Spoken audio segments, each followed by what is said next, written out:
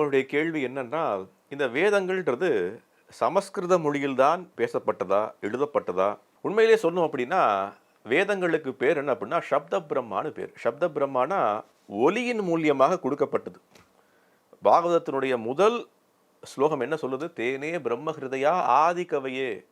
நாம எல்லாவற்றுக்கும் ஆதி யாரு? அந்த பிரம்மதேவர். இந்த உலகத்துக்கு பிரபஞ்சத்தை படைப்பவர், இன்ஜினியர்ன்னு சொல்லக்கூடிய நபர். அவர் யாரு? அவர் தேனே பிரம்ம ஹிருதயா, பிரம்மனுடைய ஹிருதயத்தில் ஒளியின் மூலியமாக இந்த வேதங்கள் சொல்லப்பட்டது. அப்ப இந்த வேதங்கள்ன்றது என்ன அப்படின்னா, பகவானிடம் இருந்து நம்மளுடைய தந்தைன்னு சொல்லக்கூடிய இந்த பிரபஞ்சத்துக்கு தந்தையாக இருக்கக்கூடிய பிரம்மதேவருக்கு உபதேசம் செய்யப்பட்டது தான் வேதங்கள். அந்த வேதங்கள்லாம் என்ன? அதனுடைய அர்த்தம் என்ன? வேதம்ன்ற வார்த்தைக்கு என்ன அர்த்தம்? அது நாலேட்ஜ்ன்னு அர்த்தம். நாலேட்ஜ்னா என்ன? அதனுடைய அதனுடைய அறிவு.